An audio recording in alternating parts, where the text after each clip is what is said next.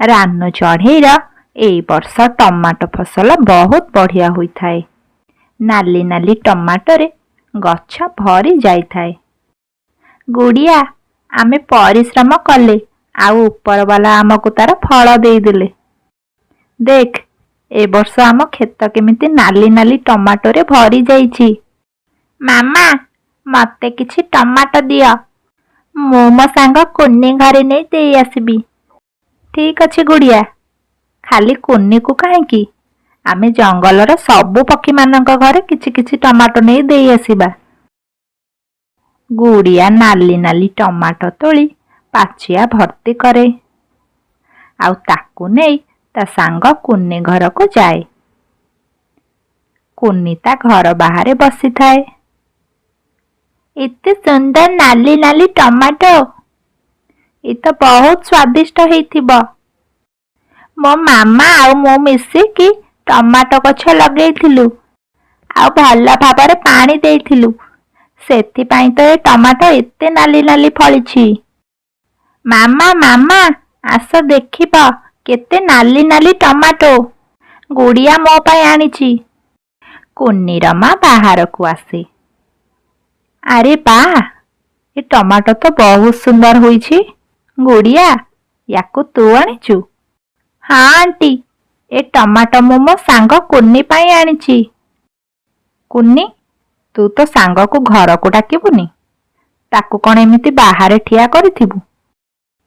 ନାଇଁ ଆଣ୍ଟି, ମତେ ଏବେ ଯିବାକୁ ପଡ଼ିବ। ମୋ ମାମା ମତେ କ୍ଷେତରେ ଅପେକ୍ଷା କରିଥିବେ। କେତକୀ, ମୋର କଖାରୁ ମାଂସ ଖାଇବାକୁ ଭାରି ଇଚ୍ଛା ହେଉଛି। ଯେବେଠୁ ଏ ବର୍ଷା ଦିନ ଆସିଲାଣି ମୁଁ ସେବେଠୁ ମାଂସ ଖାଇନି। ଦିଦି, କଖାରୁ ତ ମୁଁ କାଲି ଗୋଟେ ଜାଗାରେ ଦେଖିଥିଲି, ହେଲେ ମାଂସ କୋଉଠୁ ମିଳିବ? ତାହେଲେ ଠିକ୍ ଅଛି, ତୁ ଯା ସେ କଖାରୁ ନେଇକି ଆସିବୁ। ମୁଁ ଯାଉଛି ଜଙ୍ଗଲରେ ପକ୍ଷୀ ମାଂସର ବ୍ୟବସ୍ଥା କରିବି। ହେଲେ ତୁ ସେ ବୁଢ଼ା ପକ୍ଷୀର ମାଂସ ଆଣିବୁନି। ପ୍ରେସର କୁକରଟା ଖରାପ ହେଇଯାଇଛି, ମାଂସକୁ ପୁଣି ହାଣ୍ଡିରେ ସିଝେଇବାକୁ ପଡ଼ିବ। ଏମିତି କଥାବାର୍ତ୍ତା ହୋଇ ଦୁଇ ଚିଲ ଭଉଣୀ ନିଜ ଗୁମ୍ଫାରୁ ବାହାରି ଯାଆନ୍ତି। ସାନ ଭଉଣୀ କଖାରୁ ଫଳିଥିବା ଜାଗାକୁ ଯାଏ। ସେଠାରେ ଦୁଇଟି ବଡ଼ ବଡ଼ କଖାରୁ ହୋଇଥାଏ। କଖାରୁ ତ ମିଳିଗଲା, ହେଲେ ଦିଦି ଯଦି ମାଂସଟା ନେଇ ଆସନ୍ତା, ତାହେଲେ ଆଜି କଖାରୁ ମାଂସ ଖାଇବାର ମଜା ଆସିଯାଆନ୍ତା। ଏପଟେ ବଡ଼ ଭଉଣୀ ଜଙ୍ଗଲରେ ଲୁଚି ଲୁଚି ଛୋଟ ପକ୍ଷୀ ଖୋଜୁଥାଏ। ଗୁଡ଼ିଆ ତା ସାଙ୍ଗ କୁନିକୁ ଟମାଟୋ ଦେଇ ସାରି ଘରକୁ ଫେରୁଥାଏ। କିଛି ସମୟ ପାଇଁ ସେ ଏକ ଗଛ ଡାଳରେ ଟିକେ ବସି ପଡ଼େ, କିନ୍ତୁ ଏତିକି ବେଳେ ପଛରୁ ସେହି ବଡ଼ ଚିଲ ଆସି ତା ଶକ୍ତ ପଞ୍ଜାରେ ଗୁଡ଼ିଆକୁ ଜାବୁଡ଼ି ଧରେ। ଛାଡ଼ିଦିଅ ମତେ। ଆଣ୍ଟି, ତମେ ଇଏ କ'ଣ କରୁଛ? ମତେ ବହୁତ କଷ୍ଟ ହେଉଛି। ଏତେ ବେଳ ହେଲାଣି, ଖୋଜି ଖୋଜି ତତେ ପାଇଛି, ଆଉ ତତେ ଛାଡ଼ିଦେବି କେମିତି? ତୋ ମାଉଁସଟା ଭାରି ନରମ ହୋଇଥିବ, ମାଟି ହାଣ୍ଡିରେ ଶୀଘ୍ର ସିଝିଯିବ। ଏହା କହି ସେ ଗୁଡ଼ିଆକୁ ନେଇ ଶୀଘ୍ର ସେଠାରୁ ଉଡ଼ିଯାଏ। ଏପଟେ ରାନ ଚଢ଼େଇ ତା ଝିଅକୁ କେତେବେଳୁ ଅପେକ୍ଷା କରିଥାଏ। ଆରେ, ଏ ଗୁଡ଼ିଆ ଏତେବେଳ ହେଲା କୁଆଡ଼େ ଗଲା? ସେ ଆଉ ଅପେକ୍ଷା ନ କରି କୁନି ଘରକୁ ଗୁଡ଼ିଆକୁ ଖୋଜିବାକୁ ଯାଏ। କୁନି, ମୋ ଗୁଡ଼ିଆ କୁଆଡ଼େ ଗଲା? ଆଣ୍ଟି, ସେ ତ ଟମାଟୋ ଦେଇ ସାରି ସାଙ୍ଗେ ସାଙ୍ଗେ ଘରକୁ ଗଲା। ଆମ ଘର ଭିତରକୁ ବି ଆସିଲାନି। ସେ କ'ଣ ଘରକୁ ଯାଇନି କି? ମୁଁ ତ ତାକୁ କ୍ଷେତରେ ଅପେକ୍ଷା କରି କରି ଘରକୁ ଚାଲିଗଲି। ମୁଁ ଭାବିଲି ସେ ବୋଧହୁଏ ତମ ଘରେ ରହିଯାଇଥିବ, ସନ୍ଧ୍ୟାକୁ ଫେରିବ।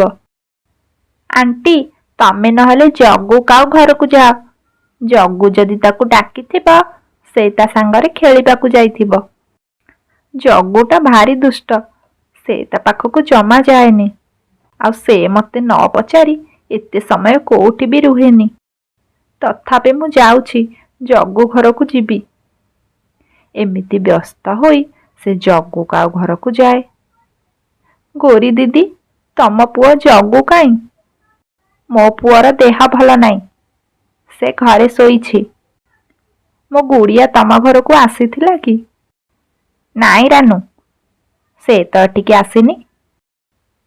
ଏଠିକି ଯଦି ଆସିନି ତାହେଲେ ସେ କୁଆଡ଼େ ଗଲା?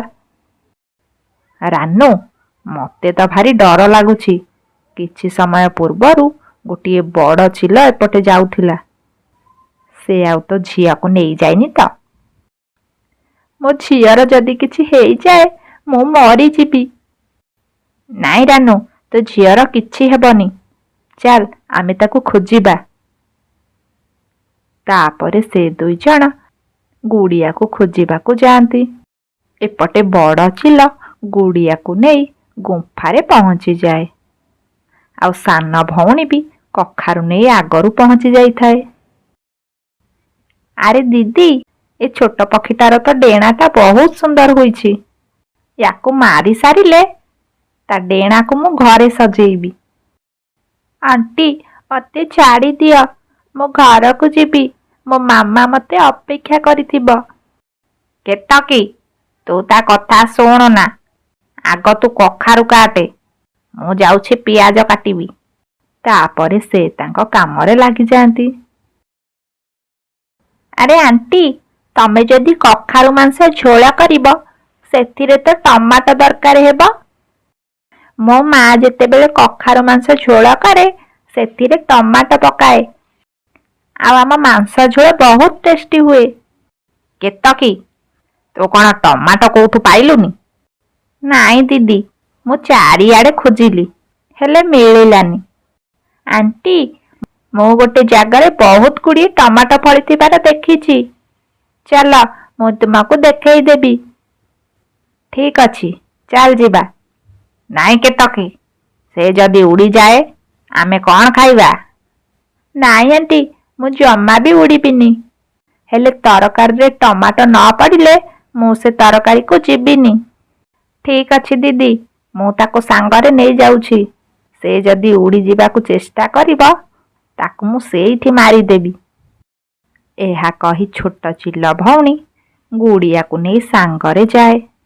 ଗୁଡ଼ିଆ ଚାଲାକି କରି ଚିଲକୁ ତାଙ୍କ ଟମାଟୋ କ୍ଷେତକୁ ନେଇଯାଏ। ଆଉ ସେଠାକୁ ଯାଇ ଚିଲ ଖୁସି ହୋଇଯାଏ। ଆରେ, ଏତେ ଗୁଡ଼ିଏ ଟମାଟୋ! ମୁଁ ତ ଆଗରୁ କେବେ ଦେଖିନଥିଲି।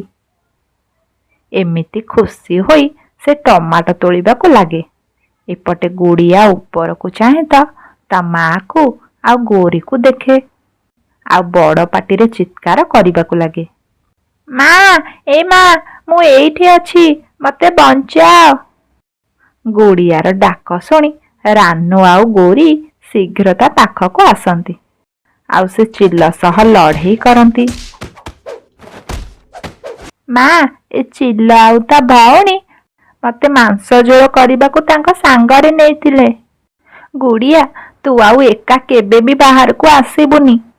ସବୁବେଳେ ମୋ ସାଙ୍ଗରେ ଯିବୁ। ଆମେ ଯୁଆଡ଼େ ଯିବା ସବୁବେଳେ ମିଶିକି ଯିବା। ତୋ ଉପରେ ବହୁତ ବିପଦ ଅଛି।